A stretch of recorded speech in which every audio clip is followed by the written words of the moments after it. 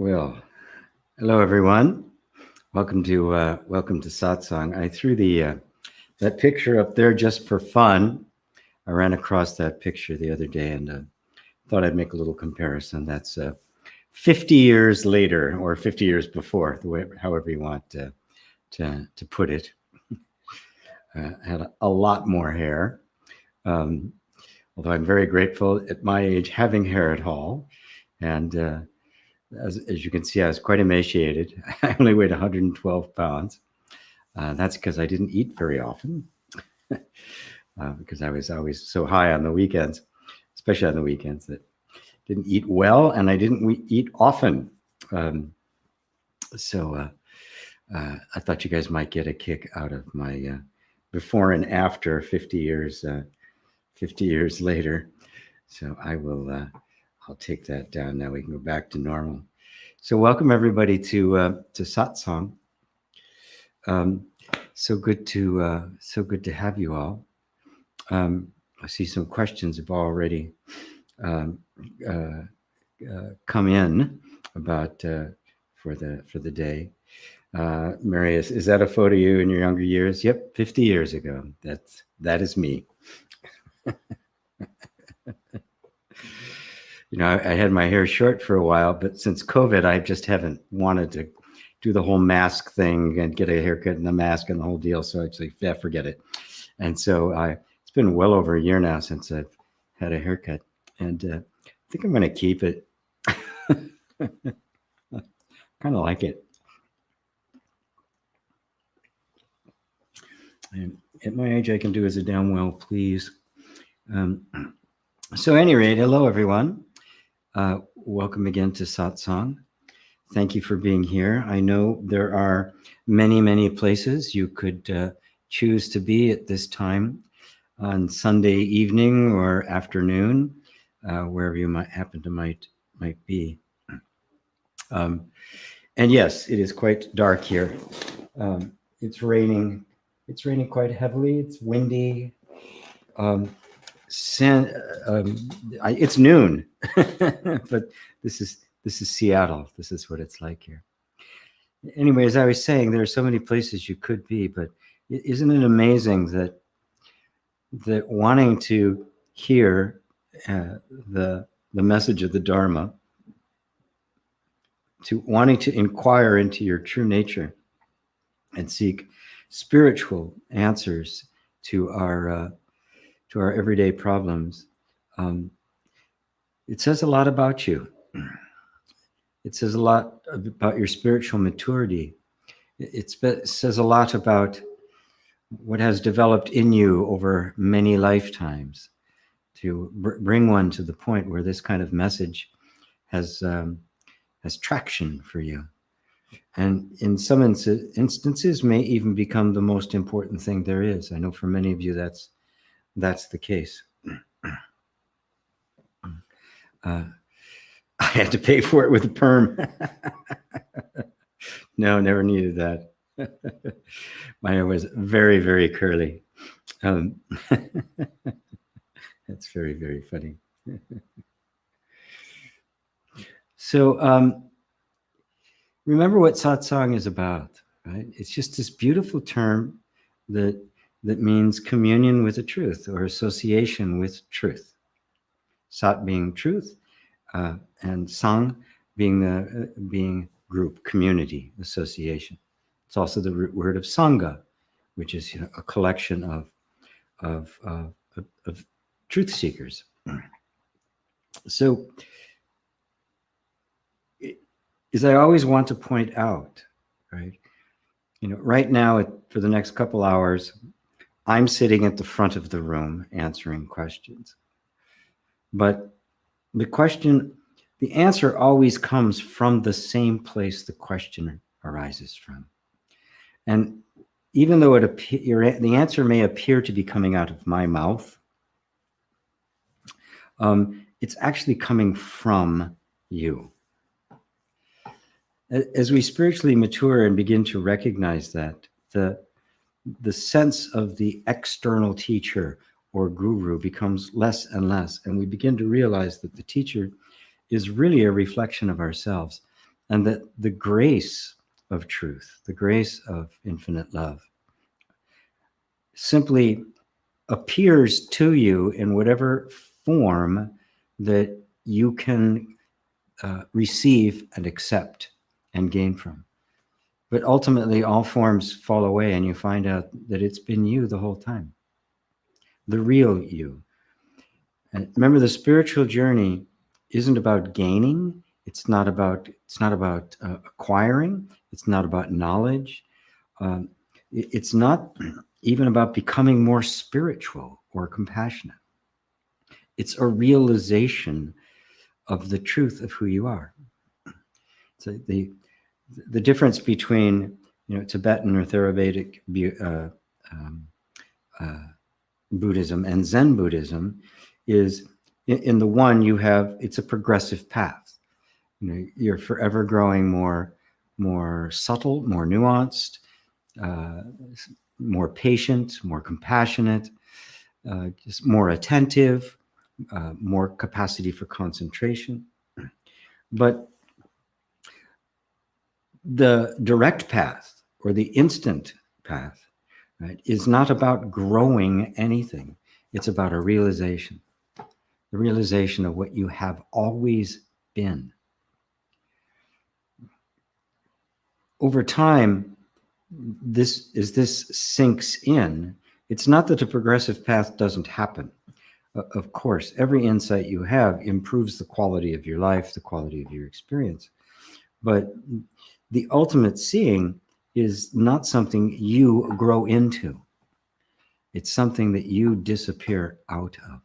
The image you held of yourself, all the thoughts, ideas, and beliefs you held about yourself are seen to be temporary and transient, and you come to know yourself as the consciousness that is aware right now in this moment.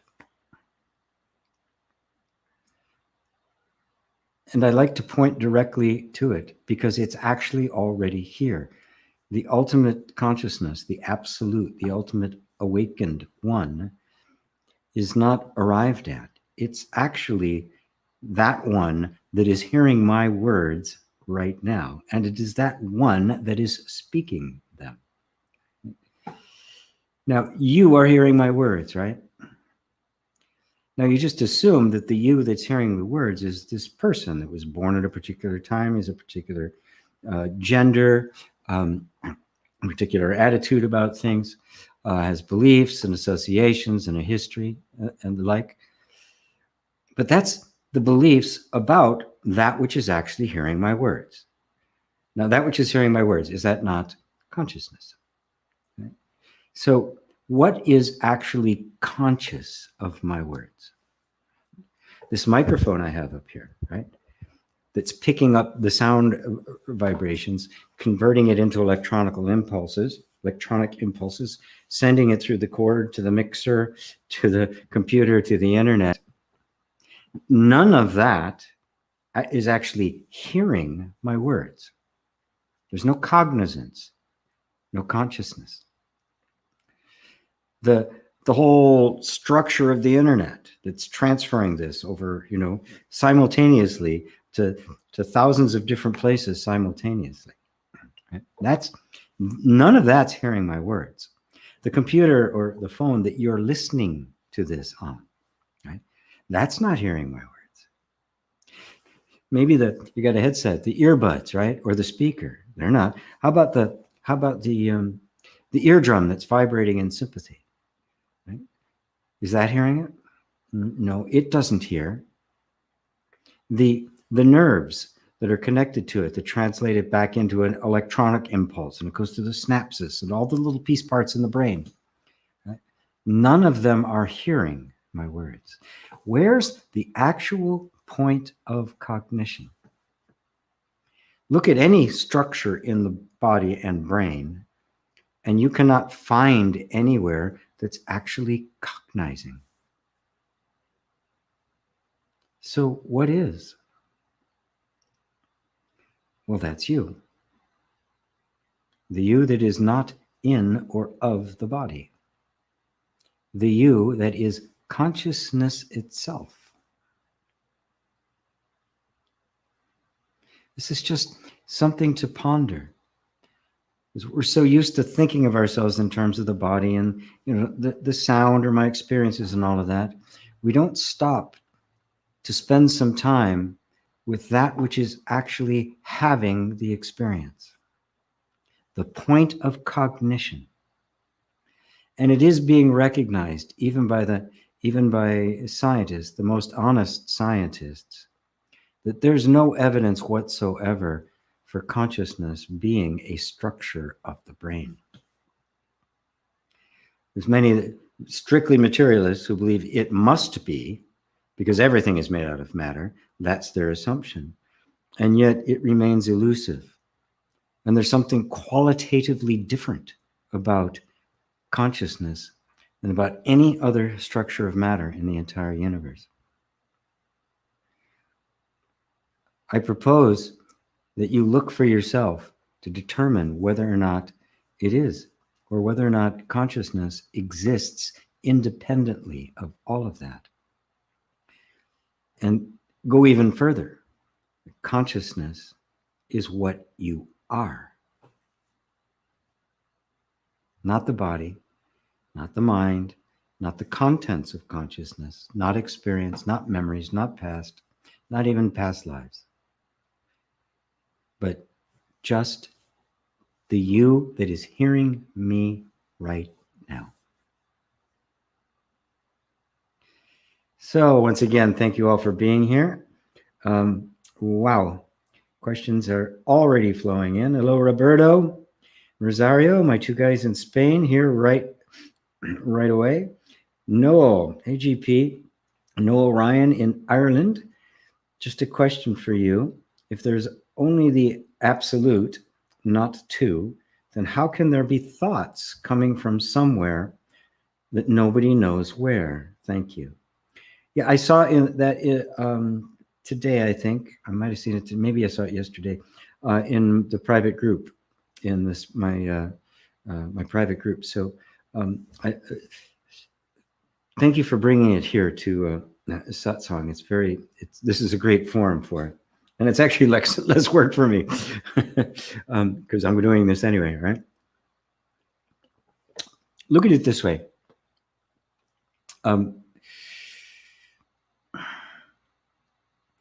When you're dreaming, when you're asleep and dreaming, where are those images coming from?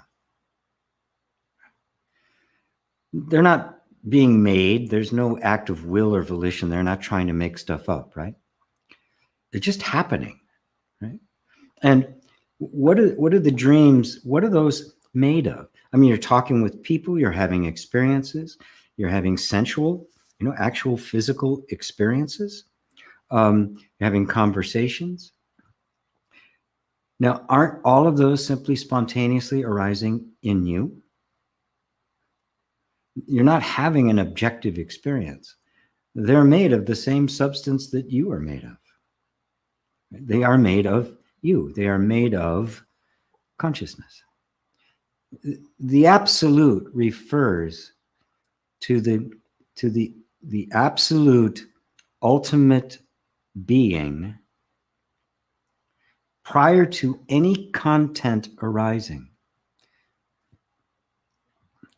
Now, you can't separate the absolute from the experience, because the absolute is one with what it experiences, just like you are one with your dream. Everybody in the dream is you. Every experience is you. Everything happening to you is you. Even though in the dream, you may have a different body, be called by a different name, you sometimes even speak a different language, right? Be a different gender. All of that's happening, and yet it's all you. So what the absolute is simply the referring to pure consciousness itself, self-aware being that has no opposite. In your dream, there is no opposite. It's all you. There isn't one and many. The apparent many is actually you. So it's not that nobody knows where these thoughts arise from. You know exactly where they're arising from in your dream. And the fact of the matter is, we do know where they arise from in everyday life. They're arising out of consciousness. See, there's not this world out there that is doing stuff, and that there's consciousness in here that is cognizing that world. That's the sense of two. When that collapses, you see that the world and consciousness are one and the same.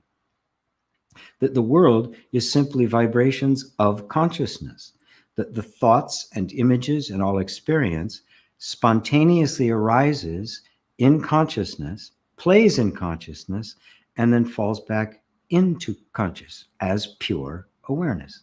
It comes out of the pure awareness. It dances in and is made of the pure awareness. And then it dissolves back into that pure awareness. Brahman is the arising. In the Hindu Trinity, Brahma refers to the creation, that arising. Vishnu refers to its duration, its dance, it's lasting, and then finally Shiva refers to its dissolution back into its original emptiness. But it's all coming, it's appearing to, it's appearing in, and it is made of consciousness, pure awareness. So it never loses the characteristic of pure awareness. Pure awareness, or the absolute, never becomes less than the pure awareness or absolute. But the nature of the absolute pure awareness is self-awareness. And the self-image of that infinite awareness is what you and I call the universe. The universe is the mind of God. And the one being the only thing there is to ponder is simply pondering herself, himself, itself. And none of the pronouns actually apply. So the absolute is beyond all opposites. There's only one. But just like your dream at night, the everything in it is you. It still remains one. It never becomes more than one. But it is the nature of consciousness itself to ponder. And in that pondering, the images form that are made of that consciousness. It's the best way I can possibly explain it. You understand now, Noel? Noel. Noel would have an E on the end, so it's Noel. Robbie in Romania, hello, sir. Ava, namaste, Georgie, and everybody. So good to be here. Good to have you. John in Glasgow. Daryl Sanders. I was looking at my picture earlier, wondering if something was wrong. Roberto, how do you change your thoughts, emotions, beliefs in order to change your experience? Well,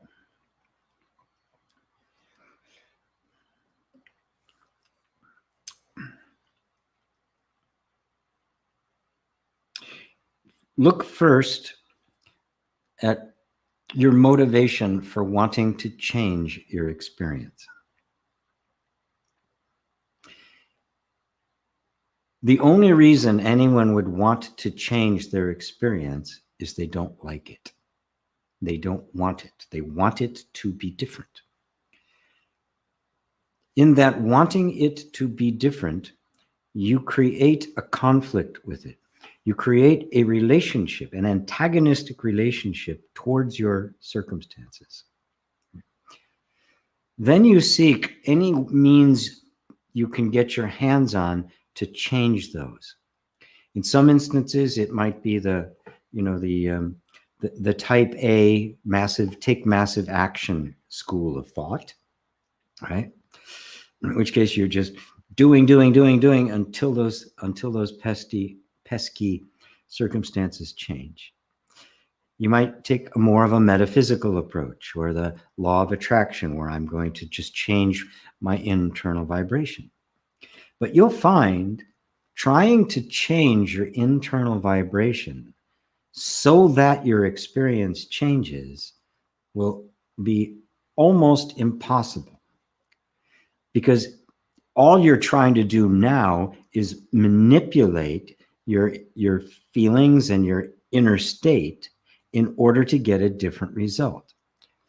Every time you make a manipulation, you're going to be looking back to see if some result has occurred, which means your mind is always going back to those results and going, okay, it hasn't changed yet. I got to work harder. And all you're going to do is create an ever-increasing sense of discord and lack, because that's the fundamental assumption. I'm assuming something's lacking and I've got to fix it. So every effort I take, whether it be massive action or more metaphysical, is in fact an embodiment of the belief of lack. You can't escape it. The only thing you can do is completely accept everything as it is, just as it is. The notion that there's absolutely nothing wrong. I am out of alignment. There's nothing wrong with this. I am out of alignment with the truth of being. Now you can look at your thoughts from a discriminating point of view and say, is this thought emanating from a belief in lack or from a belief in abundance? If it's coming from a belief in lack, simply reject it. That's not a true thought, because lack is a belief. It is not a reality. Right?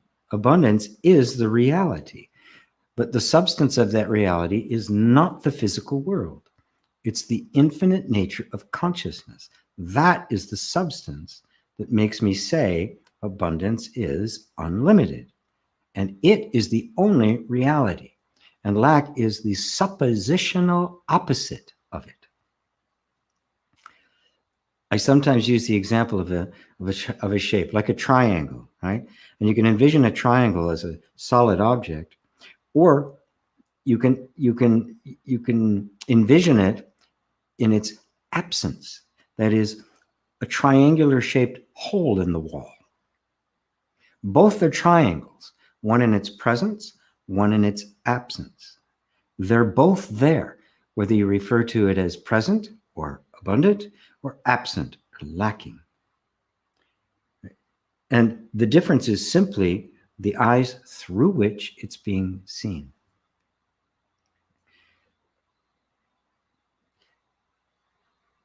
To transcend this desperate sense that my circumstances have to change is the only real solution to that kind of a problem, to that kind of a relationship with life. And it is that sense that things have to change that ends up producing obsessive thinking, anxiety, almost constant anxiety, recurring thoughts, right?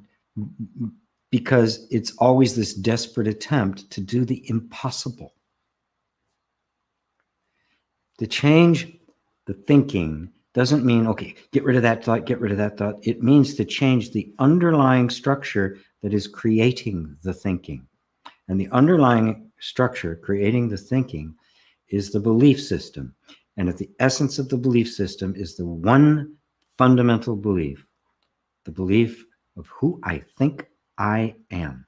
At the root of it is the I am in every single case.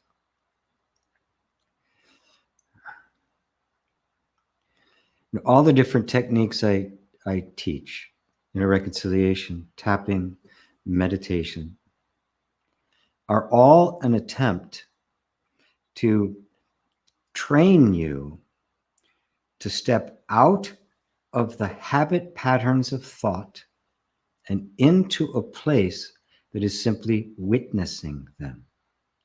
And even in the witnessing position, you're not trying to change them. If you're trying to change them, you're actually feeding them. I want them to be different. I've created a conflict that the energy system is then going to react to defensively and make those thoughts even more intense. because you're telling it, I'm gonna get rid of you, and it's going, no, you're not. And so it will double down. The only way for this to happen is if we completely step back into the place and you simply let them happen. Now, sometimes that's not easy. It can get overwhelming feelings of anxiety, feelings of confusion, feelings of being paralyzed. We want to do anything to get out of that. And therein lies the problem. It is the struggle to get out that actually makes it worse. You know those little Chinese puzzles? Chinese finger, the finger trap, you stick it in. The harder you try to pull out, the tighter it grabs. What do you have to do? Completely relax. When you completely relax with no tension, no resistance, it pops right off. This is an internal Chinese finger trap. And that's what happens. The more you try to get rid of it, the more motivation there is to fix, get rid of, or change thinking in order to change experience, the tighter the grip will be. I'm giving you truly the only way out. The only way out is in. So I hope that helps you, Roberto. Hey, Crispin. Crispin says, I know you're actually stopped the subject of manifesting or law of attraction, but at what level does this phenomena take place that one experiences what one also unconsciously focuses on? Yes, I have stopped teaching any of that stuff for the simple reason that nobody was getting what, well, not nobody, most were not getting what I was actually pointing at. Okay? The phenomena does happen. Right? But what happens is when we get the sense that what I focus on gets amplified, and I see that the focus of my attention has literally been creating my experience, the ego jumps in and says, oh, great, now I can get what I want. And now you get really frustrated when you don't get what you want, because it doesn't work like that. Or you do get what you want, and now the ego is even more virile, and you're even more stuck in the delusion. So I taught that for a while. I did many courses on it, always trying to bring people back to that which was genuine spirituality, while explaining why it does work, but it's not the law of attraction. There's no attraction out there. In order for there to be attraction, there has to be two, right? So there's me, and then there's universe, and this genie of the universe that somehow, if I raise my vibration to the right level, all these things are going to start coming to me. It's a completely distorted view of reality. There's no real understanding of the universe in it at all, or our relationship to it, or like, shall I better say, our oneness with it. You are the universe, right? Is the universe everywhere except here? Yep, there's the universe, but not here. I mean, it's all. It includes absolutely all.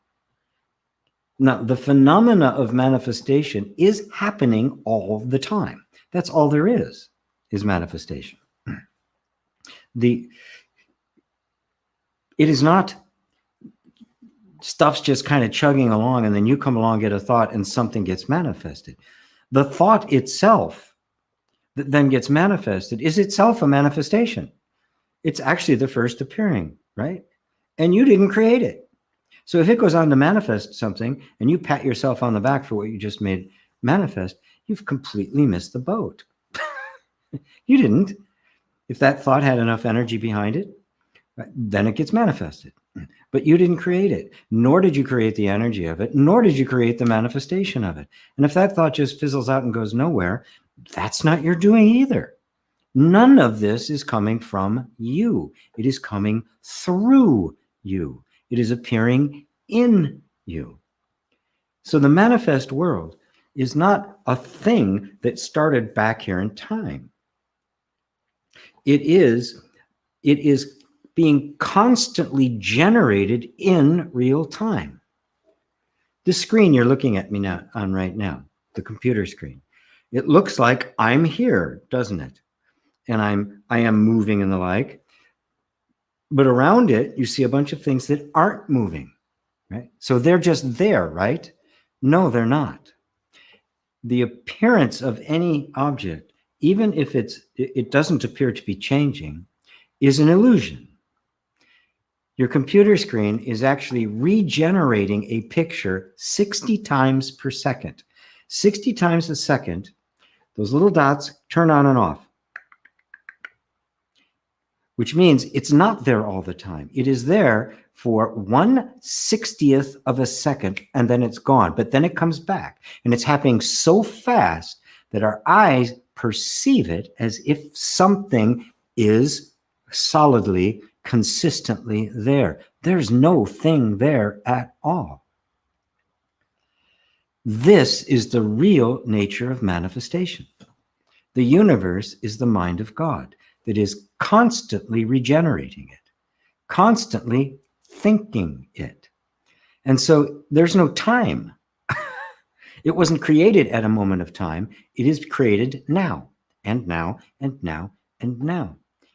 So to truly understand manifestation is to realize you're not doing it. Oh, I had this desire, this thought. I want to manifest this. That thought, I want to manifest it. Did you create that thought? No, you didn't. It just appeared. And then your mind said, oh, that's me. I'm going to create that. And if it does happen to correspond, attention gets drawn to it, and something does manifest, and the mind says, look what I did, which is just another thought, and you didn't create that either. Creation is the constant manifestation of God. It is Vishnu's dream. It isn't you. There's no personal will in it at all. This is why the only thing we can possibly do is say, thy will be done. Oh my God, I'm not doing any of this. And say yes to whatever is happening. Drop all your stories about what's happening or what you think should be happening or what you want to have happen, and be 100% present in this moment. If you do that, you will find there's no suffering, that nothing's wrong, everything's going just the way it's supposed to. Destiny is happening. Everything is exactly correct and perfect, and suffering ends. When the ego arises, it says, I don't like this, it should be something else. I'm going to focus my attention, and then that is going to happen. Even what you focus your attention on is not under your control. It is a product of levels of belief and discrimination. So I'm going to be doing in this class in the second week of April, called your 4 powers of creation. I'd be doing it earlier, but I've got the retreat at the end of the month, and I don't want to conflict with it. So,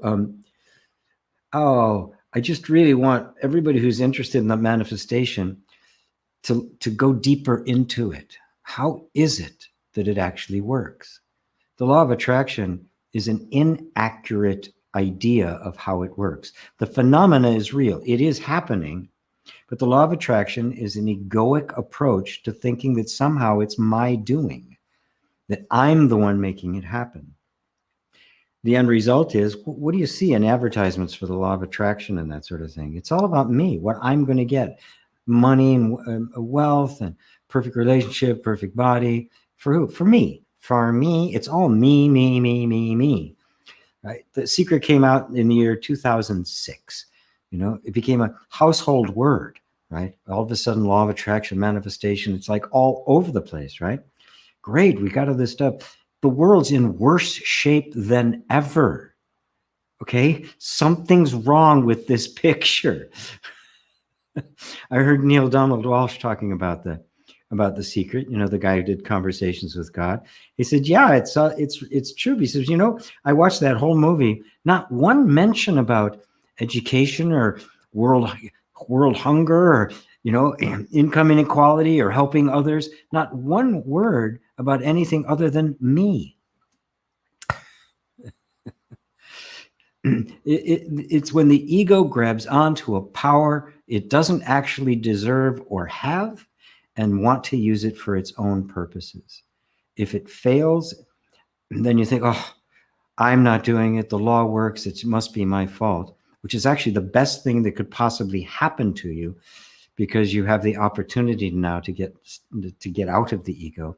If it does work, it just makes the ego stronger, and it's really and can really mess you up for another 3-4 lifetimes. So if it doesn't work, say thank you, God. Awakening is very hard indeed, GP. Says Roberta, yes, it can be. Right? It's, you know, we've invested a lot in our conditioning. We've invested a lot in our thinking. We believe our thoughts. For some, it's harder to come out of than others. I mean, I'm jealous as hell of somebody like Ramana Maharshi, 2 hours, and he's completely, fully enlightened, right? Oh, well, I didn't draw that card. So, yes, it is, but what else are you going to do? Where else are you going to go, right? Go back to sleep? Just live in your misery and suffering? Yeah, if it's hard, but delusion is harder. Mary says, hello, Mary. David and Elaine, Southeast England. Good to see you guys. Brian in Virginia. Is that a photo of your younger years? Yes, it is. In here, huh? Somebody want to get a kick out of it. Yeah, there it is. That's me 50 years ago. For those of you just joining, I just kind of put that up at the beginning. I ran across that old picture. And by the way, I was on acid during that when that picture was taken. We always did, yes. Yeah, there's a whole bunch of people around me, including my very best friend and the guitarist in my band, who was standing there. That's his hand you see down there. But that was, yeah, 50 years ago. Very funny. Leave it up for a second. Hello from Denmark, from Dorte. Susan Lamanica. Hi, G. Hello, everyone from New York. Thank you, GP and all, for being here today. My pleasure. Kind of looks like John Lennon. Yeah, a little bit. Same kind of glasses, you know, the granny glasses. And I got them because he had them, right? And they were very cool. I really liked them. Hello from the East, from Liza. Robert Dosa. Hello, sir. Good to see you, Henrik. Hendrik says hello. It's quite dark where I am. Yes, it's getting a little lighter now. Elaine Leonard. Hello to you. Hello, John Sheehan in Ireland. Red Rose. Well, thank you for sharing that picture. I had great hair like that in the 80s. And again, I had to pay for it with a perm. Yeah, that was the way it grew. That was my hair as it was. Very funny. Good evening from Portugal, from Tony Costa. Brady says, means a lot to me. You're in Seattle. This is my first time watching live, and I'll be moving back in 3 months. Thank you. Very good. After COVID, I'm actually going to do some live events here. I have another student or two in the Seattle area, and a lot of people. I used to have a meetup group for non-dual inquiry. I had about 10 people that would show up pretty regularly, and obviously that stopped when we couldn't do anything anymore. So, all right, let's remove that. Dave and Elaine, we listened and enjoyed your radio show on karma today. So refreshing and clear that karma is about the flow of life and not a personalized record relating to punishment or reward or acquiring merit. Yes, it's quite a realization when you realize it's just this impersonal flow of things, and everything you do creates karma. In the West, we regard all of these things as in terms of crime and punishment. You did something bad and you're going to get punished for it. You did something good, you're going to get rewarded. It's all about punishment and reward. That's the moralistic or ethical approach of Western religions. They're not very spiritual. They're very cultural and ethical. We're in now in the East, karma, you earn merits. So, and how do you earn merit? Well, it's still very cultural, right? So if I'm an untouchable, if I'm a really good untouchable in the Indian caste system, then I will get born my next life into the next level caste. I can't remember what that one is. The untouchables, there's just the four, right? Yes. Oh, the householder, right? The next one is the householder. And then the householder, if they're a really good householder, take care of kids, do their job, don't complain, say mantras to Shiva. In their next life, they get born into the warrior class, which is also the ruling class. The kings and the noblemen and that sort of thing. And if they're real good, they earn their merit. They get born as a Brahmin. So it's the same kind of thing. You're earning merits for rewards. And if you don't do it, well, you go down a caste. They're very, very similar in that way. But the deeper meaning of karma has nothing to do with any of that. It's simply seeing how things flow. When you watch the natural flow of things, right? If something is heading in this direction, it's going to tend to keep going in that direction until something bumps into it. When it bumps into that, it goes in that direction. Now, there's nothing personal about that, right? It becomes personal when I go, I don't like this direction. I want it to go somewhere else, especially depending on your belief system, how that works, or how bad your karma is, or how many horrible things you've done. But the important thing to note is that karma does not apply to the true self, because the true self isn't in time. As I was talking before about manifestation, and that manifestation is something that's appearing instantaneously in this moment, and therefore it is timeless, then there is no karma. There's not some previous point in time creating this point in time. This point in time is spontaneously generated right now. And it's only memory that connects this point to this point. The reality is there is no causal connection. It's an illusion. This happened, then this happened. That's it. That's all there is to it. This is one of the major revelations of Siddhartha when he became a Buddha. That there are series of events. The idea that this event is a result of the previous event is the illusion of cause and effect. There is no causal connection because it's not causing it. It is spontaneously being generated by the self. You could say the self is the cause, but it's not the cause in the sense that it is making something separate from itself. Just like the thought you're having now was not caused by the previous thought. It is a spontaneous appearing. We, sitting back from the point of view of the timeless, which is where you actually are, and you see it all, we call that timelessness memory.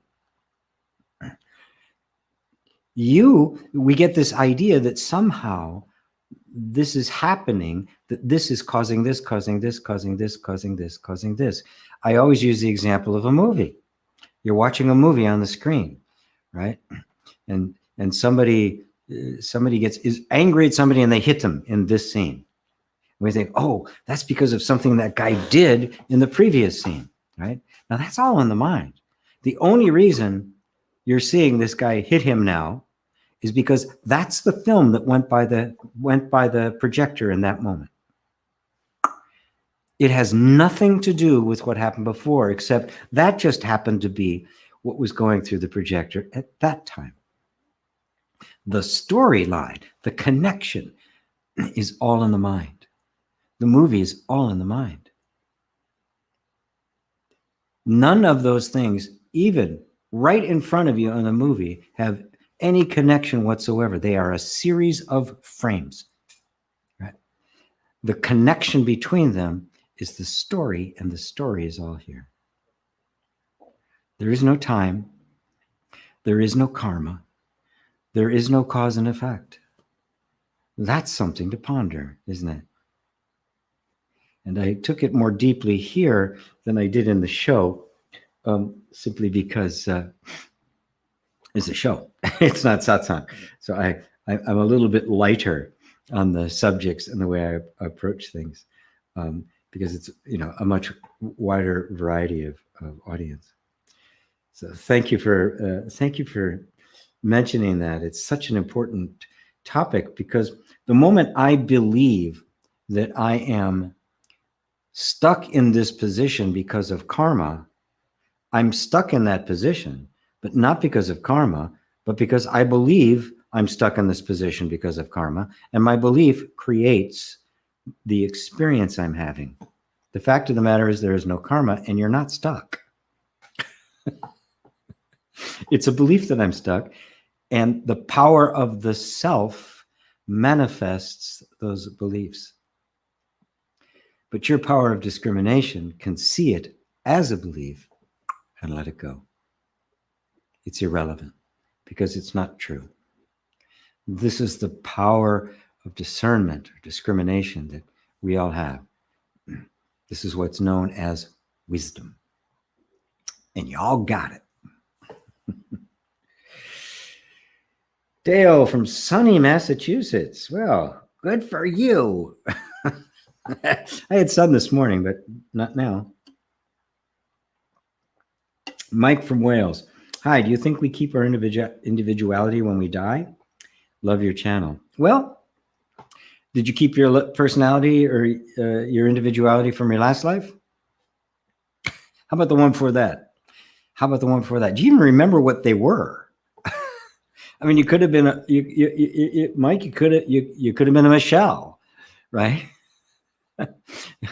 You could have been a Michelle living in Pakistan.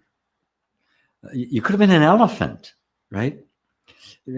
So do you keep your individuality? No. Individuality is a momentary thing. Do you have the same individuality you had when you were 10 years old? Or 3, right?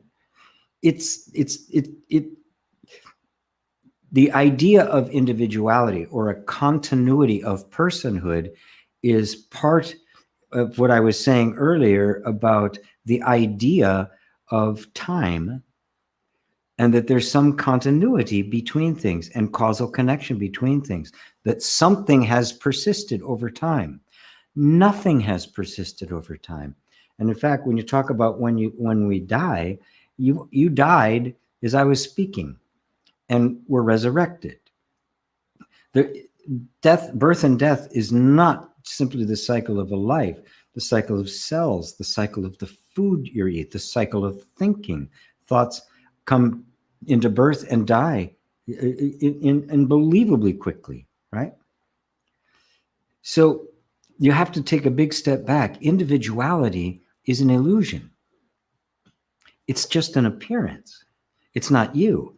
Now, that doesn't mean there isn't individuality. Every snowflake is different. I mean, this is the miracle, the mystery, right? Every single thing that appears is different from every other single thing because it is manifesting a unique aspect of the one infinite being, which, because of its infinitude, does not need to repeat itself. It doesn't need a factory line, an assembly line in a factory. So absolutely everything is perfectly individual, but it doesn't have a separate individual existence. It is not self-existent. It is an emanation of the infinite being, which manifests itself as individuality. Of course, it manifests itself as individuality. Why would you do the same thing twice? Been there, done that, says God. Got the t-shirt. It's a big t-shirt because God. There's never any repetition. But individuality is not a thing.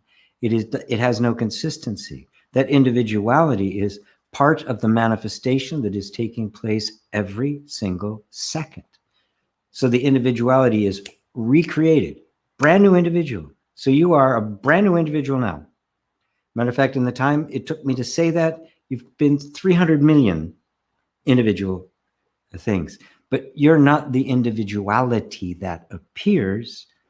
You are the self to whom it appears and of whom it is the expression and of what it is made. Bring your attention to that which is not changing, consciousness, that sense of self, which is projected upon the screen, giving it the illusion of continuity. But look at your entire life.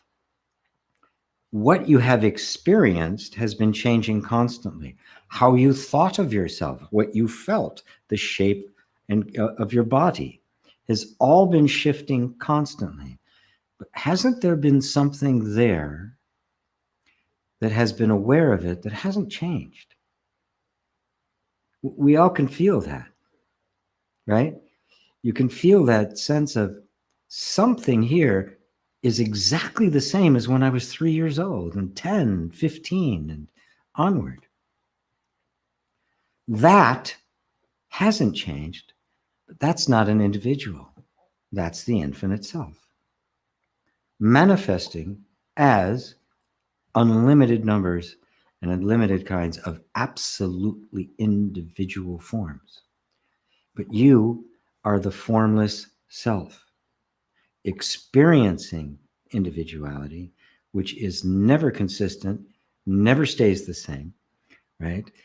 So you're not only losing it when this body falls away, that you become really aware of it at that point. You're losing it all the time and gaining it, losing it and gaining it. And when you die, you have the opportunity, as you do now, you don't have to wait till you die, to recognize the consciousness that is the changeless behind it. It's a great opportunity when you die because this falls away and you're in this place in between. And you'll transcend birth and death in that moment if you've prepared. But again, you don't have to wait for that. You can do it now, right? So I hope that answers it for you, Mike. And thank you for loving my channel. And please, speaking of which, please give me some thumbs up here, folks. Some likes and some shares. Namaste, G. You're looking like a 90s rock star.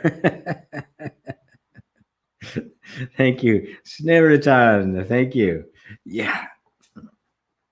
Yeah, it's my my head banging. By the way, what I hold up when I drop everything, I feel numb when I just focus on my presence, pure presence. Just everything is magical, means beyond intellect. Everything is magical means beyond intellect. Yes. We're using the intellect to get to that which is beyond intellect. And that which is beyond intellect then animates and enlightens the intellect, bringing it into oneness with itself and a place, an incredible intense clarity emerges. And then the intellect becomes the servant of the magical place that is beyond intellect.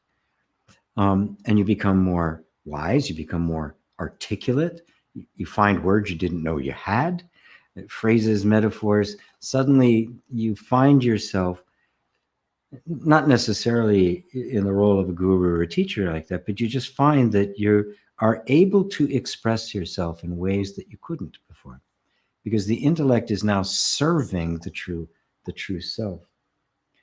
The feeling of numbness is just temporary. Don't worry about it. It'll pass. This is just kind of the mind reeling by not having a whole lot to do. It can actually kind of vacillate between confusion and it can even feel despair because it has no footing anymore. And it can just kind of sink into this numbness. Don't worry, it'll pass. Just stay in that place of just pure presence with no reference to anything else. And eventually you'll find thinking simply falls away. Sometimes for just a split second, and then it'll be back, but that's okay. It's not important. Until you realize that thinking is actually what's coming and going, and presence is always here. Nice. Thank you. Thank you. Thank you. Jay, hello, everyone. When is the retreat, G? March 25th, 26th, and 27th. I will be sending out notices about it. It's Canadian dollars. It's $100 Canadian. So for you guys in Europe, I think it's like 60 euro, maybe even 60, 65 euro, maybe even less for English pounds for those of you in the UK. And I think it's like 80 for the US. It's very inexpensive. Half the money goes to supporting the Krishnamurti Education Center of Canada that is putting it on and sponsoring it. So that money goes to keeping that center alive. The other half goes to keeping me alive. So everybody wins. And because it is actually being booked through the Krishnamurti Center, which is a bona fide nonprofit, it is a tax write-off, at least in the US. I don't know about every place else, but it is a tax write-off in the US. So I'll let everybody know about it. I've also got a new version of Just Allow It that I am releasing. My goodness, it's been an hour already? Wow. My goodness, and I got a ton of questions here. Well, I just have to take them as they come, right? Do my best to... let's see, Robbie in Romania. Question. When intending to do something, but there's inner resistance to it, should one either deal with the inner parts that are in resistance or bulldoze away for the sake of results and time?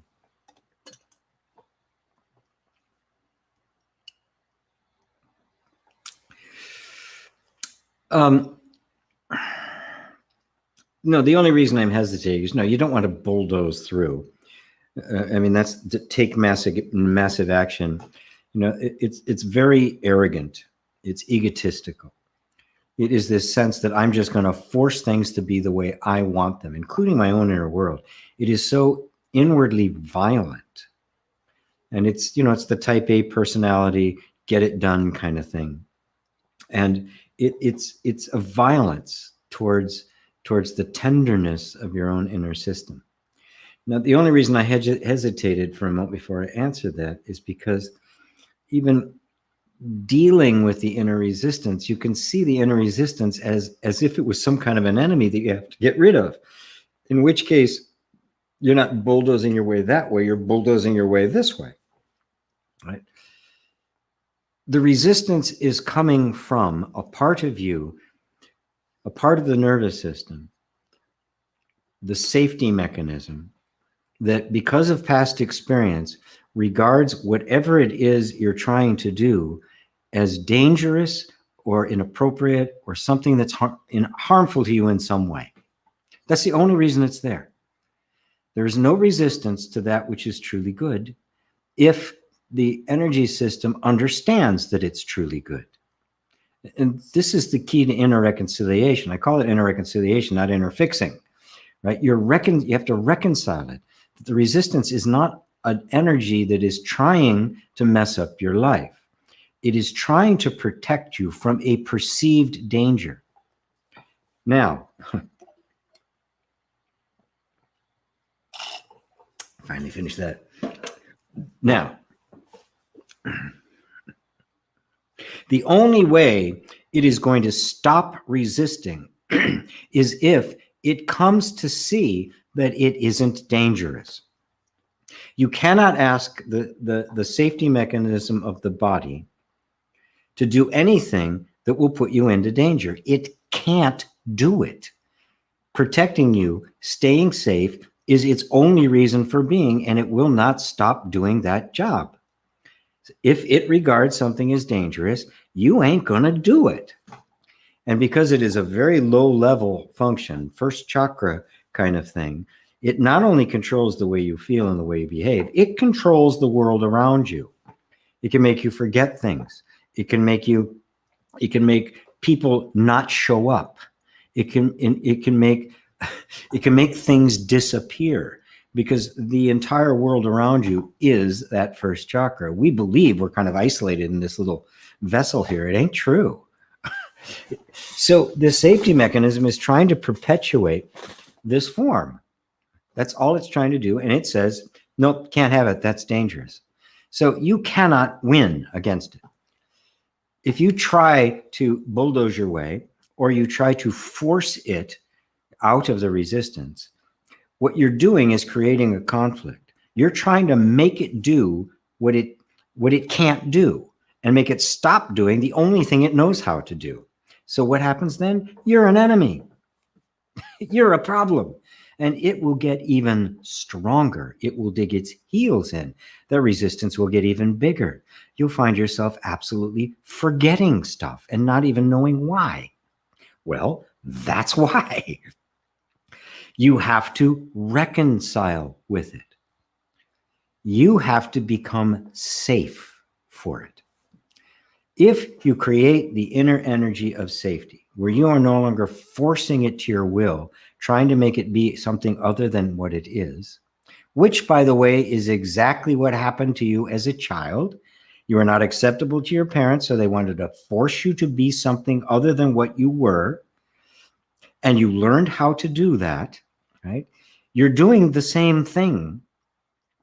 Even though it wasn't what you were, the real you is still there, being protected by this false you that's presented to the world.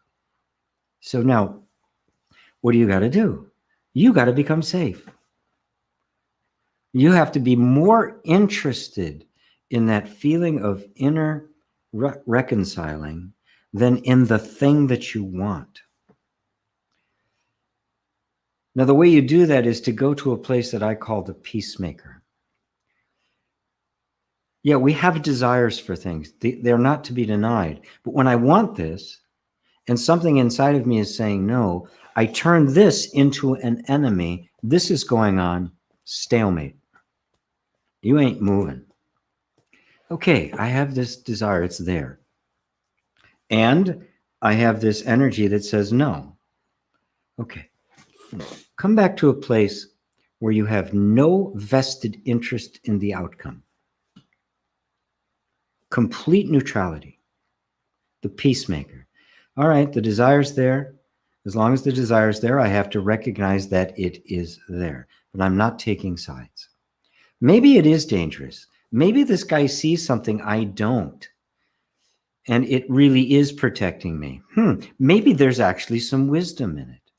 Okay, I'm going to stop fighting you. I'm sorry. Messed up. I haven't been trusting you. What are you protecting me from? And really want to know. Now, the first thing that happens then is you have ended the inner war. You have stopped taking sides, and therefore you're not fighting it anymore. You're listening to it. Now, how do you feel if you're arguing with somebody and they suddenly start to listen to you? You know, after the suspicion goes away that you're just trying to manipulate them, they're actually going to relax a bit. Oh, okay, you're going to hear me now. Wow, what a nice change. And now you just listen. You go, okay. And then oftentimes where I'll take it from there is there a way in which we can have this desire and be safe at the same time? Is it possible? Usually at first it answers no. I say, okay, then I accept it. If it is no, if it really is no, then okay, what can I do? I'm not going to win against you. Fine. I'll let this go. Maybe something else will happen. But if it is possible, could you check? Go look. Go see if it really is. If it isn't possible or if it is. And your nervous system will be more than that, because now it's free to do something.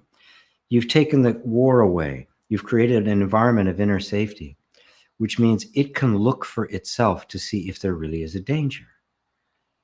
And it's really smart. It knows if there is or not. And if there isn't, it goes, good, green light, let her happen. I swear to God, it's that simple. That's why I call it inner reconciliation. This is not self-help, right? And this is grown out of my non-dual understanding of how things actually work and how all of this functions. So inner reconciliation is a whole set of courses that I've got. And that first step of simply being willing to be present with whatever is happening inside, even though it may be really intense and the resistance, and you really do want this, but to be willing to step into the role of the mediator rather than of the opposing general, or showing up to a negotiation, and his lawyer is the negotiator. You're not gonna like that, right? This is what I call the yoga of allowing, where you simply allow all of these feelings to be there without an agenda. And I'm just releasing the 3rd edition of Just Allow It, coming in about, but maybe next week, actually. So hope that answers for you. Faith in Algeria. I love you, my sheik. I love you too, Faith. Tony Costa. Everything is energy, yes.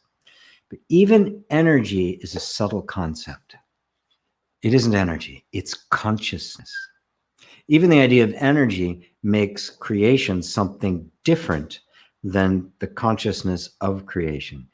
In non-duality, even that falls away. And all there is yourself. You are that energy. It is not separate from you.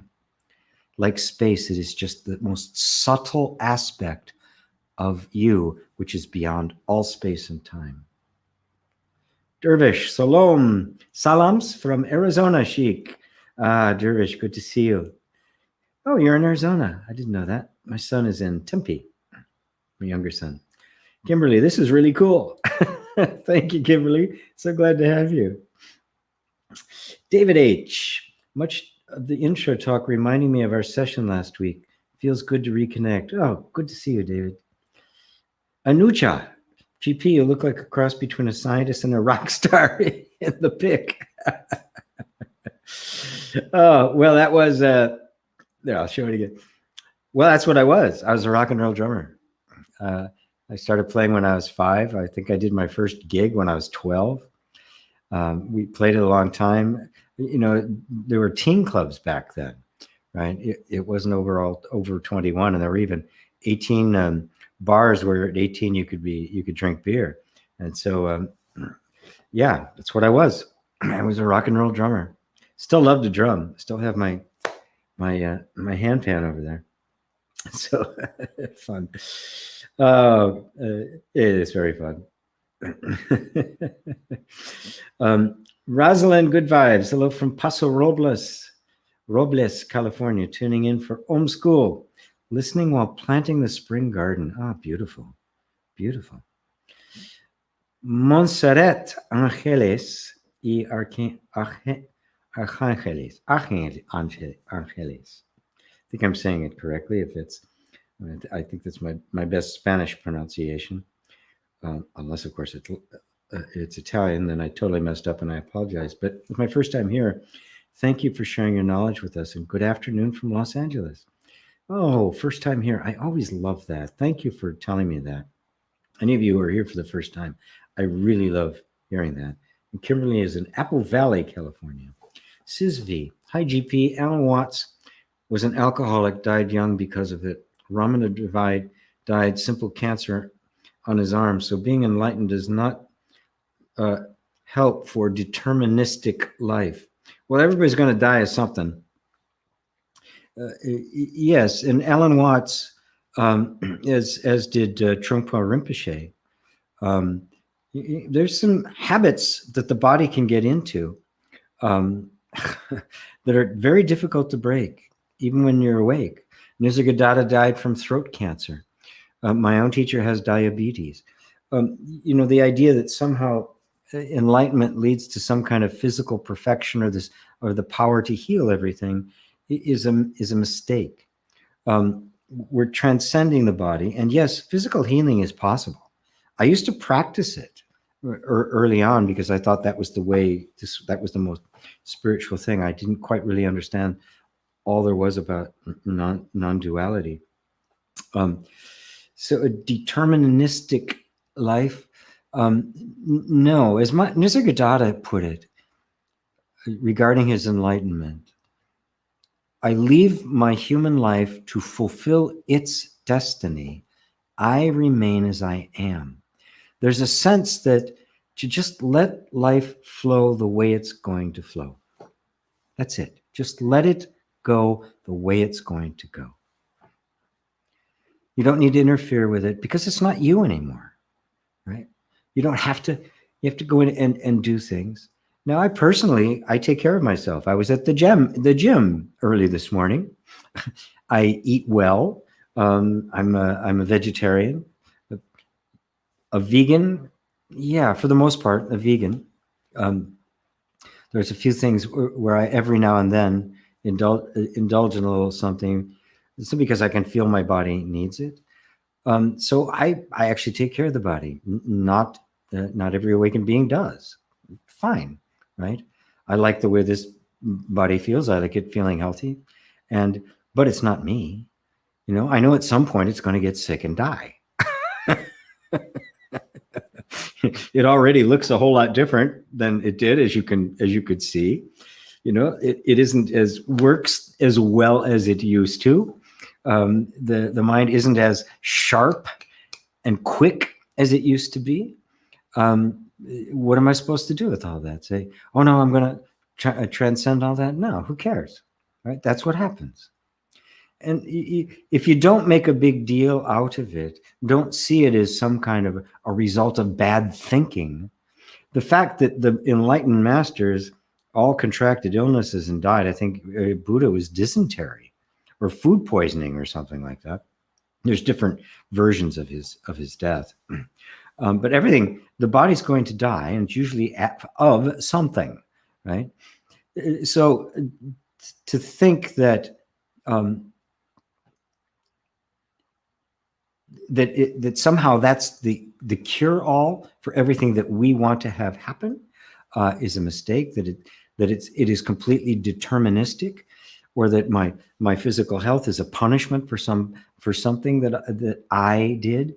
You lose the I, and now you just see it as the flow of life, and it may flow very healthy. It may not. It may flow very wealthy. It may not. It may have a lot of prestige and status and and public awareness, like my teacher Mooji. I mean, hundreds of thousands of views on YouTube, the most viewed sage of all time, right? That message going out to everybody. You know, me, I've got 69 people here, right? Not 100,000, right? It's not up to me to determine that. Matter of fact, I don't care to determine that. You know, I remain as I am. That's my only concern. John says, Sivya, there's all kinds of stories of sages doing crazy miracles. When I hear that one of them died of cancer, I think they probably didn't care. Yes, that's exactly the case. It's not that important to them, right? The pursuit of the miracles is a yogic practice, and all true sages warn against it because it is just full of ego, and it actually traps you more in samsara. It traps you in trying to make things be the way you think they should. And isn't that what we all do? I mean, isn't that what we're all suffering from? And the yogis simply develop these special powers. They're called siddhi powers. And you could think of the law of attraction as trying to develop a siddhi power, this special power that lets me manifest. And there's been countless examples of ones who did that. I actually met a guy in South America, right in front of my very eyes. He produced a little spark of light in this little thing, and he gave it to me. I had it for a few years, right? And, I watched, I could see it wasn't a trick. He did it. Right. So I was impressed, but at the same time, well, so what? It's like, okay, good. You can do that. If I needed that little thing, I could have gone for a nickel. I could have gone and bought one, right? Didn't have to go through all of that. So what's important? The non-dual approach of Vedanta and Tantra for that matter, which is the outward-facing approach, it is what really matters. What's most important? You. Who you really are is the only thing that is important. When that's established, the rest can take care of itself. When with enlightenment, you get the idea. You understand. You have the power to say unto that mountain, "Be removed and cast into the sea." Yes, you can move mountains, but you also get the wisdom that realizes the mountain is perfectly okay right where it is. And that's the offsetting grace, right? Seek ye first the kingdom of heaven and its righteousness. That is, know who you are, the reality of your being. The rest will take care of itself. Kimberly, this is wonderful, informative information. Thank you, Kimberly. What is healing in you? What is healing in you in recovery from drugs and liquor? Any addiction, addictions aren't really the problem. They're just a misguided solution. They're scratching your butt when your nose itches, right? The motion is right. Something needs to be scratched, but that's not where the itch is. And it's always a result of some disconnect from ourselves. And the disconnect from yourself, the disconnect from your soul, that which separates you from who you really are and creates a false version of you, is what's called a trauma. And we all experience it. And we've all experienced the original trauma where this whole idea of being a separate self emerged and took root, right? Now, that sense of the separate self, that self-image, that identity that was created by your nervous system to compensate for the real you, which was not allowed self-expression. So that got pushed in the basement with all the other angels. And a false version of you got created that was adapted to the particular environment in which you grew up, adapted enough that it could get its needs met, and literally became somebody else and forgot that it was even you. And this is the disconnect. But because it isn't really you, it's a false self, it can never be satisfied. It can never know peace. It can never know contentment because it's a fiction. It's a creation of the mind to serve a function. It's part of the protective mechanism. It's not who you really are. We feel that as a discontent, but because we're unaware of the reality of yourself that is buried, that is what non-dual inquiry reveals, because we're unaware of that, we've been trained to look externally to people, to places, to things, to accomplishments, to acquisitions, to different states of mind or emotional states or emotional highs, to look to those things to try to get a sense of contentment. And we do sometimes get a momentary relief from the suffering, which then comes back, of course, because it's only temporary. And then we do it again, simply because this is what is meant by when you finally begin to turn within, you're turning away from the idea that what I'm looking for is out there somewhere. It isn't. It takes us a while because our entire culture is based on the idea that it is. Our entire economic system, the system of consumption, the whole consumer marketplace is based on it is. It's what you have that makes you feel good, not who you are. And so all addictions arise out of that, whether it be something that has big physical impact, like drugs and liquor, or something has no physical impact and seems harmless, like cruising the internet, like checking Facebook. And look at how many ways in which we are all being invited to be distracted outward and not turn inward, and how difficult it is to turn inward, simply because you've never been trained to. I did one of the videos I released this week was finding happiness within. Where is this within, right? And I show you where within is, right? Because what's at the center, challenging the belief of who I think I am, challenging that belief is difficult only because it was created by the nervous system to protect you, to insulate the real you from exposure to the environment in which you would have not been acceptable, which means you would have died, right? So it's still guarding that territory. This is Kerberos, the three-headed dog, guarding the gates of Hades, the underworld where reality lives. It's not really hell. It's just the dark recesses that we're not allowed to go to. But in fact, it's through there that you find the real you. That's what those myths mean. At any rate, it's guarding that because it's afraid that if the real you gets exposed, you're going to die. Even though the environment you're in is no longer the environment of childhood. As far as your energy system is concerned, you're still in that war zone. And so it has to be brought to the place where it sees that the war is over. That's what inner reconciliation does. That's what this process does. So what's healing in you is that as attention draws more towards you, you realize that these things are never, ever going to satisfy you. The nature of an addiction is the desire for where it arises, and the only thing, the only servant, when you get the hit, the only thing it does is fulfill the conditions of the desire, which quiets it for a minute until it goes through its next cycle, whatever that might be. And depending on the substance, it can be 24 hours, it can be 5 hours. The only thing it serves is to alleviate the symptoms it has created.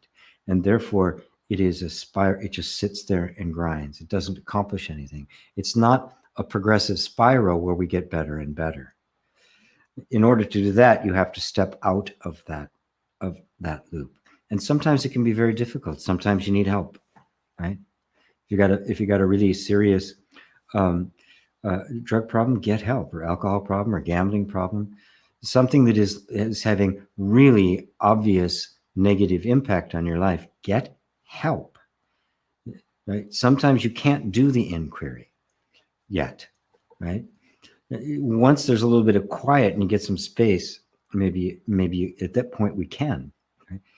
But I'm always urging people, take care of yourself, right? Eat better, exercise, do all sorts of things, pattern interrupt, right? All sorts of ways. But hopefully that answers it for you, Kimberly. And thank you for that question, and welcome. Jacqueline Bouwman in the Netherlands. Hello, Jacqueline. I love the Netherlands.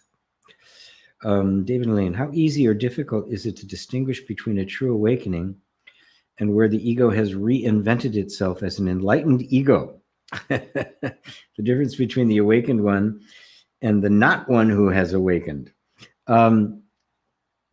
Yeah, and it's pretty good at imitating. It's a pretty good mimic, right? But they feel different. They smell different. It's like, I just feel it. I've gotten some comments by somebody here on YouTube. Non-dual, saying a bunch of non-dual stuff, but I can just smell it. Right? To be kind, try to bring somebody along, but it's like, no, the intellect has grasped the idea. sees it, and it has sunk in enough, right? But that sense of a personal self has not really been seen through, and so it's been commandeered. The best thing to do, that everyone should do, which I do, is just assume you're not. I'm not a Buddha, right? And just assume I need to be vigilant. I need to watch and just be careful. Just assume that there's something lurking in there that if I'm not careful, it's going to gotcha. Right? So I just assume I'm not. I know that at that point, when it's completely impossible, I'll know. But even Papa G said he was vigilant till the day I would be vigilant to my dying breath, to just watch. As long as there's a mind and a body, the opportunity to be seduced will be there. Okay? Not completely necessary. My teacher doesn't get seduced. Buddha didn't get seduced. But it's always safe to assume that, so that you're watching the thought of I and where it's leading. And it's just a humble place to be. It's just a humble place to be. You're not presumptuous about anything, right? And others will recognize, they'll feel that. And of course, that space of humility, the truth can't reveal itself in an arrogant mind, period. So that arrogant mind will present itself as if it will exude all the behaviors, right? It'll walk like a duck, it'll act like a duck, but it won't be a duck. And you can tell. I know you can tell, right? You just know intuitively. So that's great. Kimberly says, wow, oh, wonderful. I guess I got that one right. Patricia Zahentmeyer. Good to see you. Good to see you. Jay, I replied to someone on the FB post I made, and there was a statement that I didn't realize at the time. It was going to come across egotistical. So the person pointed it out. Basically, it was good spiritual practice to shine the light on the more subtle unconscious patterns in me. Thank you, brother. Thank you for saying that. That is the attitude of a humble heart that will awaken.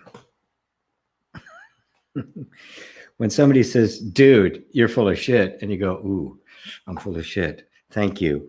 That is the space for awakening. That means the ego has been subjugated, because they're like, what do you mean? That's what the ego will do.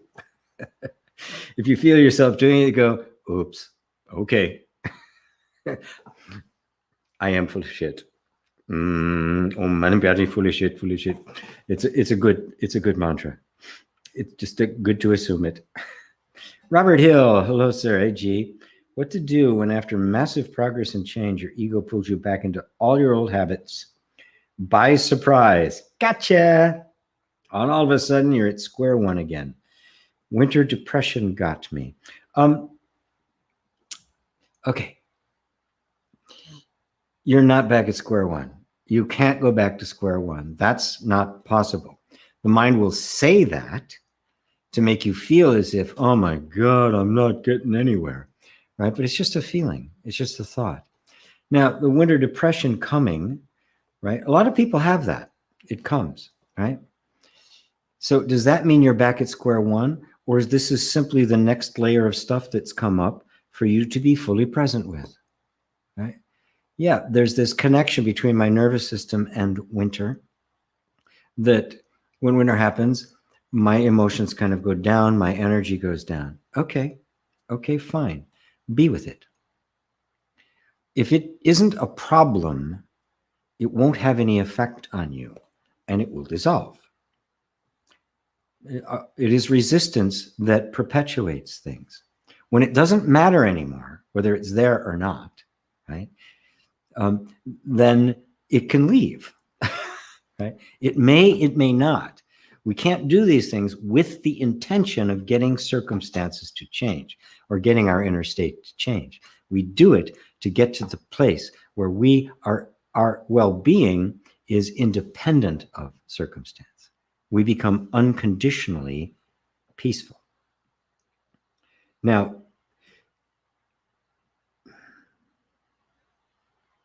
so the idea that somehow you've slipped back is just an idea. You haven't.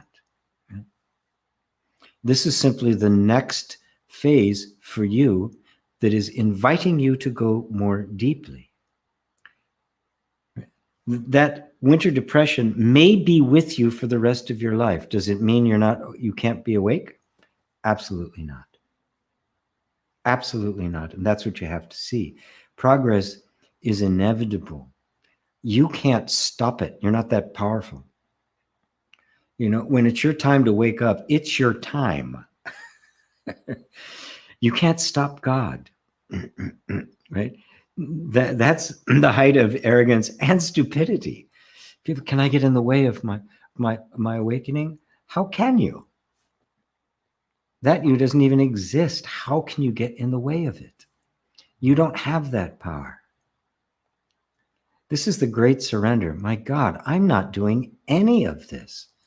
Or as Rumi put it, the power that brought me here must bring me home. Isn't that perfect? Whatever got me here is got to take me home, because God knows I can't do it. And that's one of the most beautiful places to arrive at. I didn't create this. Even my own awakening, I didn't create it.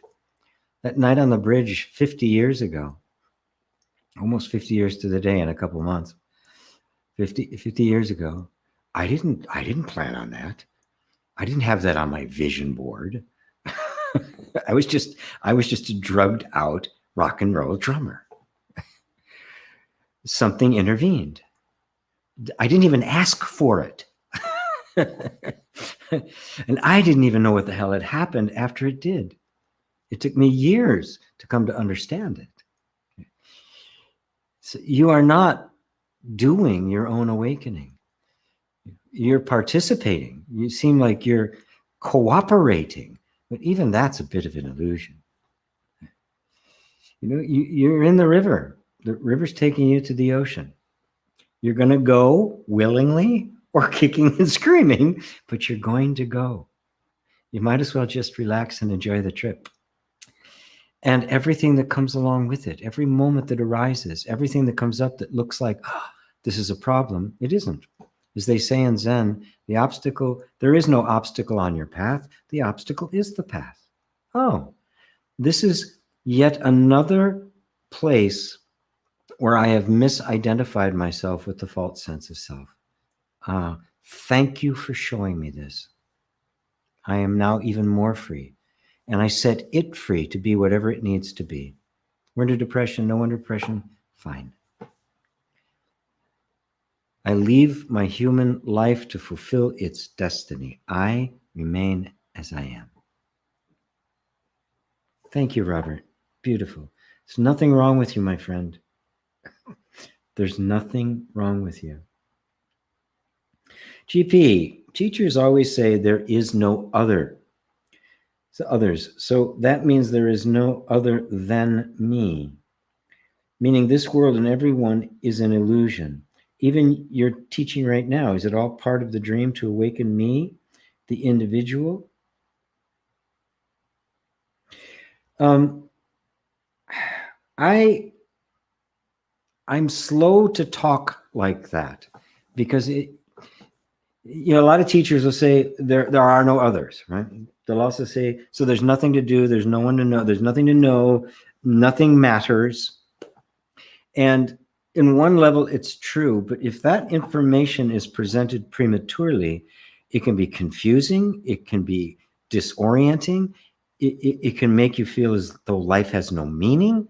There's nothing but me. It can turn into a solipsism, which is actually a mental illness in which I think I'm the only thing that exists. The personal sense of self, when I'm identified with the body-mind, I can't say that.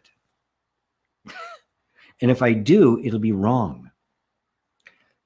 The only one that can say that is the one. Only God can say, I am God. and there is no other than me. Only God can say that.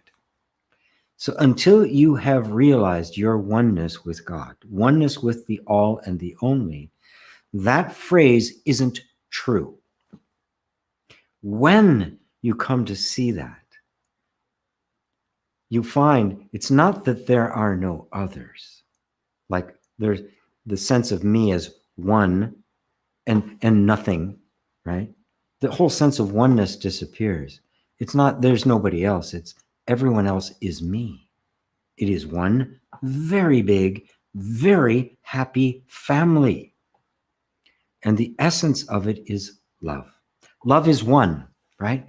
No matter what form love takes, it's all love, isn't it? Whether it be romantic love, intimate love, whether it be family love, friend love, love of your work, love of art, love of literature, love of beautiful things, love of nature. A million different ways in which love is made manifest, isn't it? But it's all love. This is what it really is. It's nothing other than love. There is no other than love, but there is infinite form in which love manifests itself. That's how you can say it is all me. If that me is I am infinite love, that is my sense of identity, then it's all me. But if it's a person, to say that is illegitimate. And most people who try to say that, it's intellectual. Right? That isn't of the heart. That isn't the heart unity that I point to. That isn't the true singularity. We have to transcend the personal sense of identity. Then I am love. If I am truth, then everything that is a reflection of me, because I am being. So everything that is reflects the beingness. So it is all my self, the infinite, unlimited, boundless self. Speaking from there, you can say there are no others but myself. Thou shalt have no other God before me. There is no other God before me. So seek ye first the kingdom of heaven, that oneness with the self. Oneness with, that's what Christ represented. He put it beautifully. One of the most mystical and remarkable things he said in the Gospel of Thomas. He said, he who drinks of my mouth shall become as I am, and I shall be he. I and my Father are one. Find that oneness. Forget about others, not others. That's later. That's find the oneness. Then on the outward faith, the tantric path, you will find that everything is myself. All are me. We are one in love. Wow, thank you for asking that, Facebook user. There is a link up above that you can click that will give StreamYard permission to use your name. And then from that point forward, it will always know your name, unless you want to remain anonymous, which you're allowed to do. So hopefully that answers it for you, to get it out of the head and into the heart. There's no others to the heart, is there?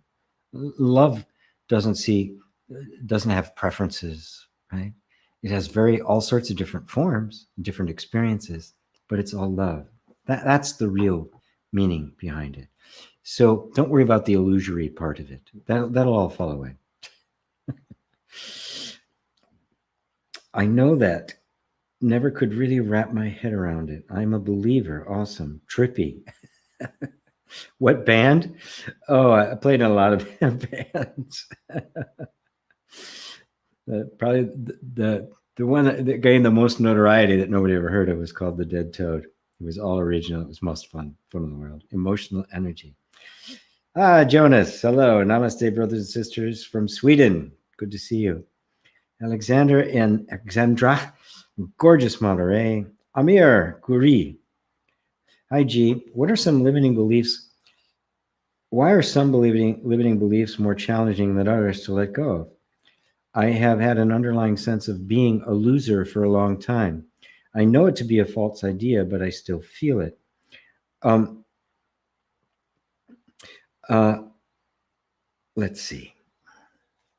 Well, beliefs that are hard to let go of are those that have so integrated into your sense of identity that that the identity does not want, the nervous system doesn't want to let them go, because in order to do that, you'd have to become somebody else, and it doesn't want to do that. And it's not because it doesn't want you to be better. It's because it doesn't know if it can protect you if you become somebody else. So be present whenever the feeling or the thought, I'm a loser, comes up. One of the things I will do, and I use EFT for this, is rather than fight it, I completely embrace it. I am a loser. I am such a loser. I've always been a loser. I'm going to be a loser forever. Now, those of you who like, the law of attraction and positive psychology and all that are horrified when I do something like that. But the net effect is when you agree with the conclusion, with the assumption that the nervous system is laboring under, right? Instead of saying it's not true, it's not true, it's not true, because it's, as far as it's concerned, it is, and it's ingrained in the body in the sense of identity, right? So it doesn't do any good to say it's not true, even though it isn't, right? Because there's a much more powerful energy in the system that is convinced that it is true. You're not going to be able to talk it out of it, right? It's going to have to you're going to have to show it. Well, how do you do that? Well, the first thing you do is you get out of conflict with it. And the way I do that is I agree with it. Whatever it is, I agree. I stop going, no, it's not true. Because it all, that doesn't convince it. It just digs in. It's now more tense. Try it. Right now, going, all right, I'm a loser. I'm a big fucking loser. I've always been a loser. That's it. Okay, everybody, I'm a loser. Everybody knows now. They're going to print it. Headlines of the New York Times. Amir is a loser. Oh, good God. Fantastic. I don't have to hide it anymore. I don't have to pretend. I'm a loser. Now notice, if you're following me along, what happens inside?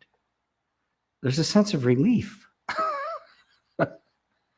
Right? Now this is amplified if you use EFT, which is why I teach it. Right? It gets amplified because what EFT does is communicate to the nervous system through touch that you're safe. All of a sudden you go, you're right. There's a little process that I'll go through to basically then you're bringing the nervous system to the point where it will decide to look for itself to see if that is still true, or if the environment in which it drew that conclusion is still there. But it has to see it. Remember, the cognitive part of you is experiencing an infinitesimal part of what the rest of you is experiencing. And so you have to address that. This is the underworld. This is what's typified as the underworld, the bottom of the ocean, in the cave, in mythology, or hells, Hades. That's why they're guarded. Why would anybody guard hell? But yeah, in the Greek mythology, Kerberos is the three-headed dog that guards hell. That's what dragons represent. Right? These are parts of us that are laying deep down within us that we get access to by going with them. So it seems completely opposite, and it is, but it works. It allows the nervous system permission to actually begin to let go of its conclusions. You can't force it. You have to simply give it the environment in which it can look for itself. In other words, become safe. Unconditional love. It's mind-numbingly simple, really. This is what I call inner reconciliation. So, Yogisvara. Hello. Uh-oh. Oh, it jumped ahead of me. Damn. Oh my God. Look at all these questions. You look much better now, happier. Oh, thank you. The sincere wonder. Very good. Kimberly, Mary. So individuality is happening constantly. Yes, it's like a picture on the screen. It's constantly being regenerated. It has no continuity. You're not the image on the screen. You're the one watching it. That does have continuity. It doesn't even exist in time. What if inner resistance is hurting one physically? Well, better let go of the resistance. It's time to be. Resistance can seem very threatening because it is. Remember, this is the protective mechanism. It'll chew your arm off to get out of a trap. It'll cut anything out of your life it needs to. It'll make you sick to keep something from happening. There's no alternative but to befriend it. Look, something's resisting me, right? Right? Okay, it's standing there and it's resisting me. Well, who's resisting who?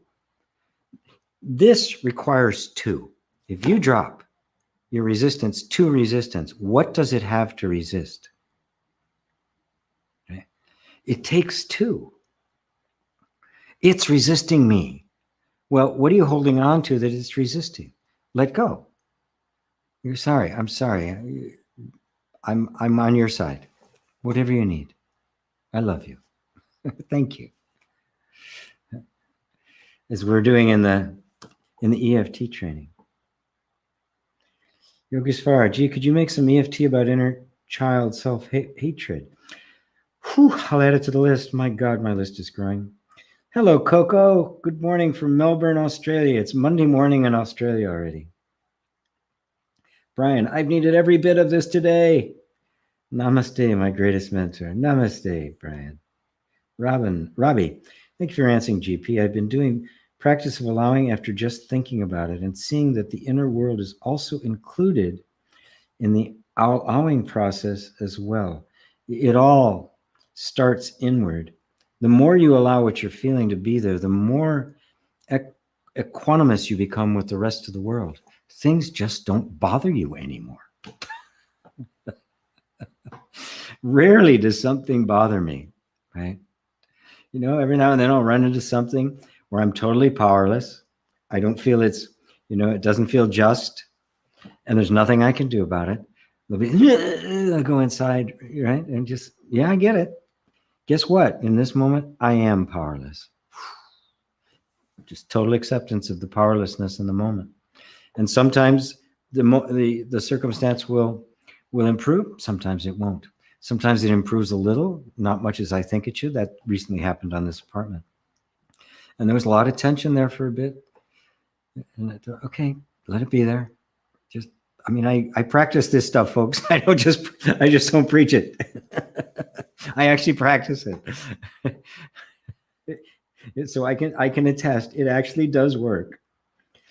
Nice heart from the awakened INFJ. Coco, if one considers the law of attraction, wouldn't remaining in awareness attract more awareness abiding? Because I ask because you're the only non-dual teacher I've seen previously go into LOA. Look, to just explain it, what they call the law of attraction, try to turn it into this mysterious force. Psychologically, this kind of thing has been recognized for a long time. There's a tendency of the mind. Notice how your mind is associative. If you think about something, it starts thinking about things that are like it, right? You're in a conversation with somebody, right? And something bad has happened to someone, and you might find, oh, God, that happened to me too. That's terrible. And you're commiserating. Before you know it, everybody in the conversation is just going over all the bad things that happened to them, right? Now, that's not because you're bad people. It's because this is the way the mind works. It tends to just kind of, whatever thought is here, it's building on it. The same thing is true if you've been with a bunch of people and somebody says a joke and then somebody else says before, everybody's telling a joke, right? This is simply the way it works. Is this thought attracting it? It's really the wrong way about it. As we focus our attention more towards ourselves. Our interest in ourself grows, and therefore our awareness of ourself grows. You know, when I do a meditation with people, I always bring them back to the place from which you are seeing thought, emotion, and sensation, which is the sum total of experience taking place. And then you notice what that feels like. It's like, wow, there's a calm, there's a peace here. And you come out of the meditation and you're back into it. There's the normal, triggers and stuff going on in life. But if you do that enough, this becomes more interesting than that. And it's interest, which is focused by belief, which is focused by a sense of identity, that is really what determines where your attention goes. And yes, where your attention goes, it will tend to literally bring into existence, call into shape through perception, that which we're focusing on. Right? It's a much better explanation of how that whole thing works, and it's part of the course I'll be doing in April. So you in great detail where it comes from. The thing about non-duality, it's not a philosophy that's different from other philosophies. It's the ultimate perspective that subsumes everything else. Therefore, it can explain the law of attraction from a higher point of view. The law of attraction cannot explain non-duality. I even heard once somebody ask a question about non-duality to Abraham, Esther Hicks. And they didn't get it at all. Their only model is, well, there was a desire for that, right? And so you're going to be wanting that because everything is in this model of fulfilling your desire. They were incapable of seeing the non-dual perspective. The lower is not capable of seeing the higher. When you're down at the bottom of the mountain, you can't see the top. And even as you're walking up the mountain, you can't see the top. But when you're on the top, you can see everything else. The higher subsumes the lower, which is why I don't have a problem explaining it from the non-dual perspective, because it's not a contradiction. It's not a competing theory, right? It's a lesser level of understanding, nothing more. It's not that it isn't true. It's just only true within its own context. And it isn't, and so it isn't aware of the bigger context in which it isn't the law of attraction, it's the law of reflection. And if you keep going, you simply see that the self manifests itself as itself constantly. And there's not two, one attracting something else. It is this law of reflection. The God pondering her own nature is the universe. Let's see. Mary, I've heard of people who've decided that they've had enough life in their present body and just decide to die of nothing in their sleep. Yes, it happens. There's some yogis who just decide it's time to leave their body. But again, the true sages, that usually doesn't happen. They don't care. They know when it's going to happen, right? And they don't care how it happens. They don't care if it just falls away or if they get sick and die. It doesn't matter, right? They know they're leaving their body. They know when it's time to leave the body. They won't leave until. Nisargadatta looked like death warmed over by the end of his life, right? But he kept doing satsang. The body was just as weak as hell. He looked totally frail, right? But he kept doing satsang, right? And then one day he was done, gone. So upon autopsy, nothing was found for their deaths. Yes, it happens. So we can not choose to die at our own will, suicide, of course, just that you have had enough of life and want to leave. Yes, but it's not an act of will. I've had enough of life and I want to leave. Who's that I? Who's the one that's had enough and wants to leave? See, to the self, it doesn't care because it isn't in a life that it has to leave. It is life itself. Smoking.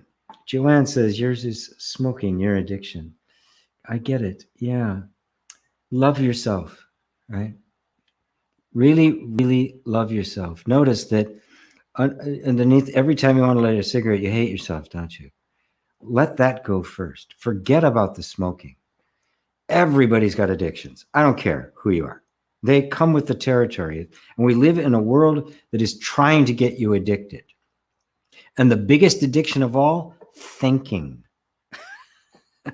That is the biggest addiction of all, as it blocks us from knowing who we are. Love yourself. Worry about that. There's nothing wrong with you. As Paul put it, there's no temptation taken you that is not common to man. Surrender it up to God and say, Father, Mother, just if it be possible, take this from me, but if not, thy will be done. And you'll find ways. For myself, when I quit smoking, it was the last of all the drugs and all the stuff that I did that fell away. It was interesting. It took the longest. Everything else was gone in like a month or two. All the drugs and all that, everything.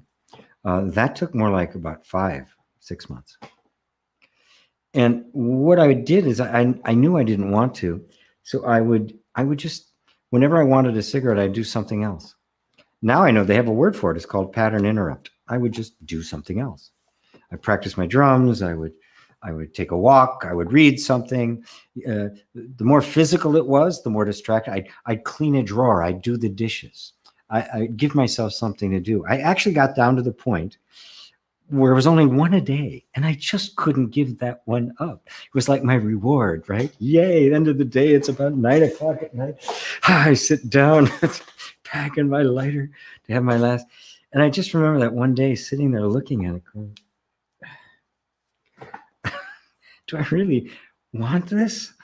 It's like, as I was sitting there in that state, this image came to my mind, right? That beautiful voice that had started talking to me, not that 6 months earlier. And there was just this picture in my mind. And it was a fork in the road. And one part of the road, it was overcrowded and there was dirt and stuff. And this direction of the road, it was just beautiful nature. And the voice said, which direction you want to go? I said, that way. Okay. I never had a desire again. I forgot about it completely. It was gone, vanished.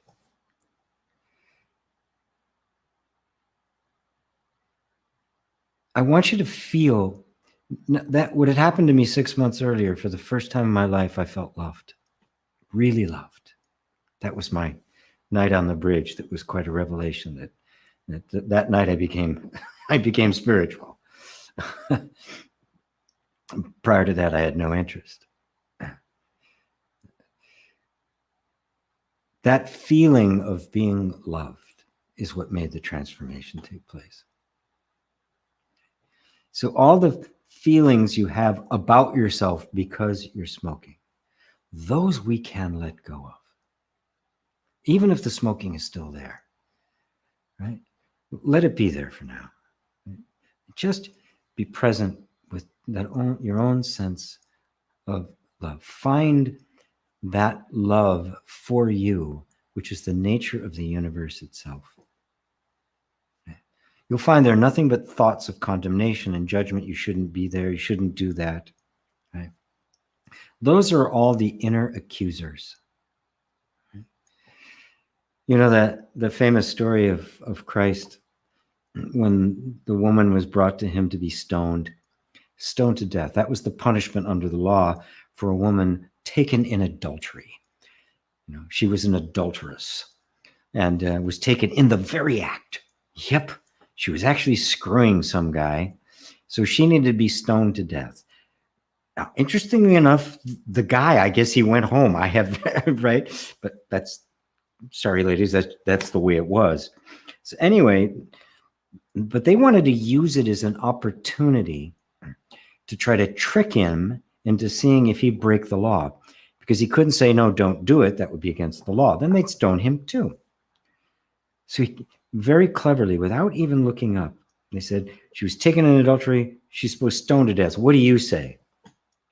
And that brilliant phrase, he who is without sin among you, let him cast the first stone. Shooks me up to even think about it.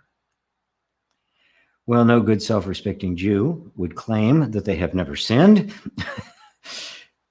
One by one, out they went. And then the most beautiful thing happens. And I want you to take this into your heart.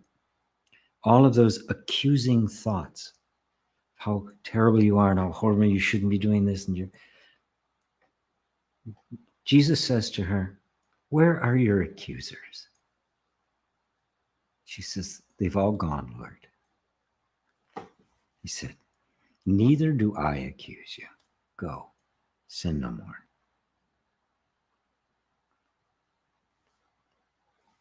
The accuser is here. They're accusing thoughts. Oh, you're terrible. You shouldn't be doing, right? Those are without sin and judgment, cruelty, criticism, diminishment, demeaning. Those are all sins. Right? Let them be silenced. That love will open the door to you. The love that God has for you will open that door to complete and total freedom. But you can feel it here first, even while this still remains. That's what I have to say about that, Joanne. Thank you for bringing that up. Beautiful. Brent, thank you for sharing this timeless wisdom with us. Oh, you're so welcome, Brent. Oh, hey, bro. Hello, G from BC. Sorry, I almost never ask any questions. For me, here in silence is still a full deal. Wow. If I were to ask, it would just be my ego confirming how smart it is. Yes. Good. Now, that doesn't mean everybody's question here is bad, right? You shouldn't be asking questions, right? No, but there's a time when it's like you can see that the question, don't really need to ask that question. Remember, you're looking to me for an answer. I'm looking at you as the answer. You are the answer to all the questions. Just keep pointing you back there. Joanne, I need to care better myself. If I do this for a short while, return back to not taking myself. It's like back and forth game. Again, don't worry about it. Yeah. Yeah. And a bunch of, it's like happy face. Oh, crying happy faces laughing. Oh, I'm not going to be able to pronounce this name. Oyaliki, Khalid. Can be very stretch you. Ancestor unmasked something to me about you. Thank you, G, for the precious gift of this timeless wisdom. Yes, that's what I wanted to know, that feeling of going back to square one. It's okay, I'm going to be all right. Yes, you are. I'm going to be all right. Better late than never. Welcome, Tatjana. It's going to pull on me. Being in lockdown for a year, I've gained 2 stone in weight. I now know that I can overindulge in so many things. Maybe not drugs or drink, but food too. Yes. Actually, my radio show this Tuesday, the subject is emotional eating. Because Lisa, my on-air host, our producer, she's a nutritionist. She helps people with weight loss. And she's just started a new program called Dating Your Diet. She's a very holistic approach to it. And she's also a very sincere student of self-inquiry. GP, if only you knew how important you are in my life. I listen to you over and over and over. Your voice and your words are so comforting. Thank you. You're very welcome. That's why I love God. Yay. And thank God you can talk to us. Isn't this great? We're all sitting in the comfort of our homes. And, I want to say something about that. During the COVID time, one of the things that the blessing of COVID has been cutting us off from a lot of our distractions. And yes, we're going to find ourselves eating more or drinking more or arguing more. and the like. But if we really see it as an opportunity to get in touch with those parts of us that have been ignored, it becomes the most beautiful opportunity.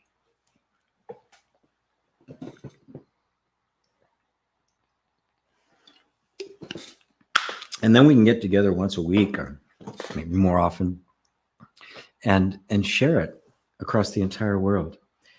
To me, this is why the internet was created.